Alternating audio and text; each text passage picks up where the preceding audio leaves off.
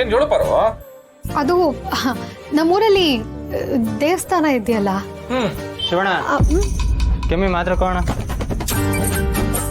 ಕೆಮ್ಮ ಹಿಂಗ ಯಾವ ಕೆಮ್ಮು? ಹಸಿಗೆ ಅಮ್ಮ ಅಲ್ಲ ಒಣಗೆಮ್ಮ? ಹಸ್ಕೆಮ್ಮಣ. ತೊಂಟೆ ಬತ್ತೈತಾ? ಹ್ಞೂ ಅಣ್ಣ ಬರ್ತೈತೆ. ಬೆಳಗ್ ಬತ್ತೈತಾ ಅಲ್ಲ ಹಳ್ಳದಿಗ್ ಬತ್ತೈತಾ? ಏನ್ ಮಾವ ನೀನು ಏನೇನೋ ಮಾತಾಡ್ತಿದ್ಯಾ? ಪಾರು ನಿಂಗೆ ಗೊತ್ತಾಗಿಲ್ಲ, ನೀ ಸುಮ್ಕಿರೋ. ನೀ ಒಳ್ಳ ಅಣ್ಣ ಅಲ್ಲಲ್ಲಿ ಬರ್ತೈತೆ ಕಣ. ಇರ್ಲಾ ಮಾತ್ರ ಕೊಡ್ತೀನಿ.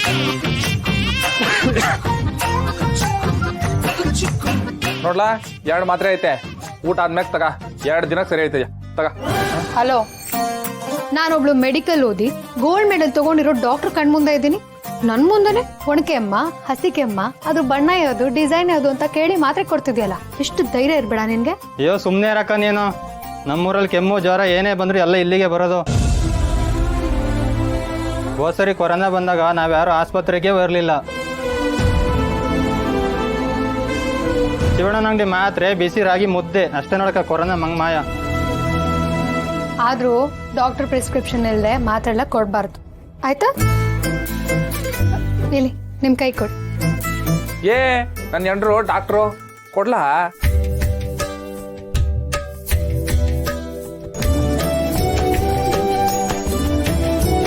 ನಾಲ್ಗೆ ತೋರಿಸಿ.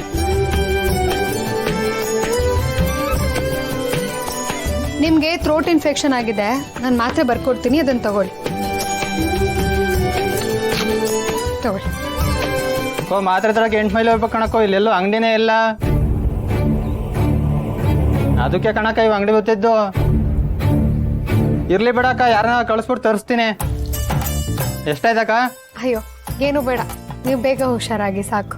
ಸರಿ ಕಣಕ್ಕ, ಬರ್ತೀನಿ ಶಿವಣ್ಣ.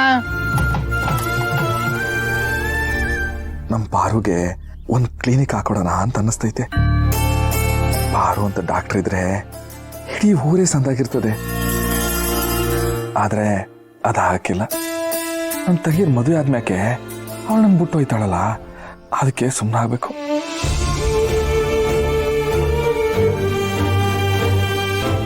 ಅರ್ಚಕ್ರೆ, ಅವ್ರು ಯಾವ ಪೂಜೆಗೆ ಬಂದಿದ್ರು? ನಾನು ಅದನ್ನೇ ಕೇಳ್ತಿದ್ದೆ. ಆಗ್ಲಿಂದ ಹೇಳ್ತೀನಿ ಅಂದ್ರು, ಏನು ಹೇಳಲೇ ಇಲ್ಲ. ಲೀಲಾ, ಯಾರೇ ಅವರು?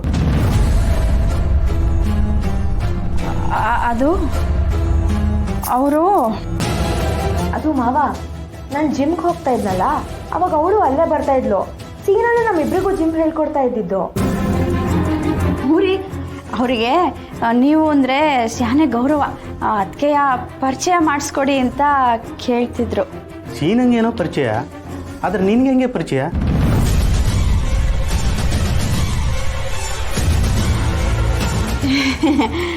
ಸೀನನಿಂದನೇ ನನಗೂ ಪರಿಚಯ ಅಷ್ಟೇ. ಸರಿ, ಎಲ್ಲರೂ ಕೈ ಮುಗಿರಿ. ಅಮ್ಮ, ಅಣ್ಣ, ಅದಕ್ಕೆ ನನ್ನ ಅಕ್ಕ ತಂಗಿರು ಖುಷಿಯಾಗಿರ್ಲಿ. ನಮಗೆ ಅಂತ ಏನೂ ಬೇಕಾಗಿಲ್ಲ. ಯಾಕಂದ್ರೆ ನನ್ನ ಜೀವನನೇ ಉಳಿಸಿರೋ ನಿನಗೆ ನಾನು ಏನು ತಾನೇ ಕೇಳಕ್ಕೆ ಸಾಧ್ಯ?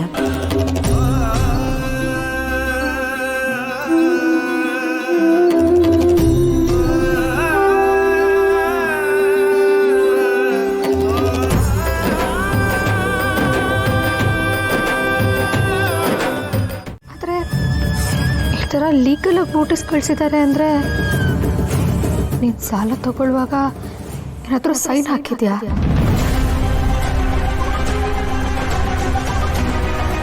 $5 ಲಕ್ಷ ಕೊಡೋದಕ್ಕೆ ಒಪ್ಕೊಂಡವ್ರೆ, ಆದ್ರೆ ಇನ್ನೊಂದು ಸೈನ್ ಮಾಡ್ಬೇಕಂತೆ. ಒಂದೇ ನಡ 100 ಸೈನ್ ಹಾಕೋಮ್ಮ.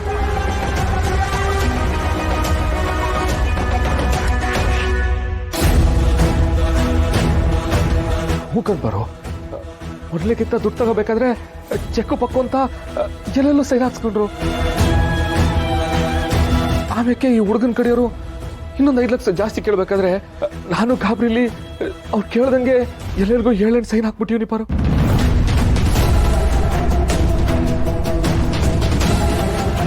ಈ ಮನೆಗೆ ಹೀಗೆ ಸೈನ್ ಹಾಕಿ ಕೊಡ್ತು ಶಾಪ ಅನ್ಸುತ್ತೆ. ಮಾವ ಏನೋ 150 ಎಕರೆ ಜಮೀನಿಗೆ ಸೈನ್ ಹಾಕಿ ಕೊಟ್ಟಿದ್ದಾರೆ. ಈಗ ಶಿವು ಮಾವನು ಸೈನ್ ಹಾಕಿ ಕೊಟ್ಟಿದ್ದಾನೆ.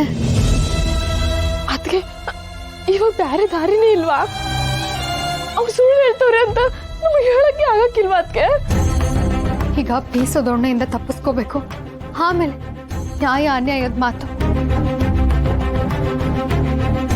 ಹಂಗಂತ ಒಂದೇ ಒಂದು ದಿನಕ್ಕೆ ಈಗ 10 ಲಕ್ಷ ತಗೊಬರ್ಬೇಕು ಅಂದ್ರೆ ನಾ ಎಲ್ಲಿಂದ ತಗೊಬರ್ಲಿ? ಇದ್ದಿದ್ದ ಹಣ ಯಾರ ಕರ್ಕೊಂಡು ಹೋದ್ರು ಅಂತ ಸೀನಾ ಹೇಳ್ದ. ಈಗ ನೋಡಿದ್ರೆ ಮಾದಪ್ಪಣ ಕರ್ಕ ಬಂದವರು ಹಿಂಗ್ ಮಾಡ್ತವ್ರೆ. ಇವಾಗ ಏನ್ ಮಾಡ್ಬೇಕು ಅಂತ ನನ್ ಕೈ ಕಾಲೇ ಆಡ್ತಿಲ್ಲ ಪಾರು. ಯೋಚನೆ ಮಾಡಬೇಡ ಮಾವ, ಒಳ್ಳೆಯವ್ರಿಗೆ ಕಷ್ಟ ಸಹಜ, ಆದರೆ ಶಾಶ್ವತ ಅಲ್ಲ. ಏನೋ ಒಂದಾಗುತ್ತೆ.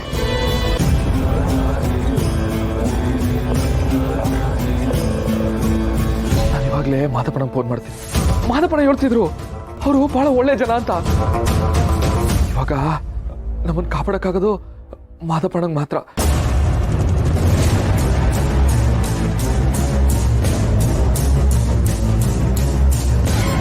ನಾಳೆ ಮಾದಪ್ಪನ ಬೆಂಗಳೂರು ಕರ್ಕೊಂಡು ಹೋಗ್ತಿದ್ದೀನಿ. ಅವನ ಮೊಬೈಲ್ಗೆ ಯಾವುದೇ ರೀತಿ ಫೋನ್ ಬರದೇ ಇರೋ ಹಾಗೆ ನೋಡ್ಕೊಳ್ಳೋ ಜವಾಬ್ದಾರಿ ನಿಂದು. ಪ್ರಸ್ತುತ ಪ್ರಯತ್ನಿಸುತ್ತಿರುವ ಸಂಖ್ಯೆ ಸ್ವಿಚ್ ಆಫ್ ಆಗಿರಬಹುದು. ಅಯ್ಯೋ ಏನಾಯ್ತಣ? ಫೋನ್ ಹೋಯ್ತಿಲ್ಲವ.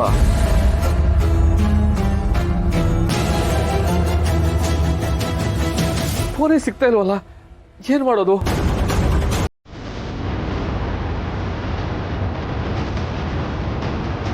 ಇವು ಮನೆ ಅದ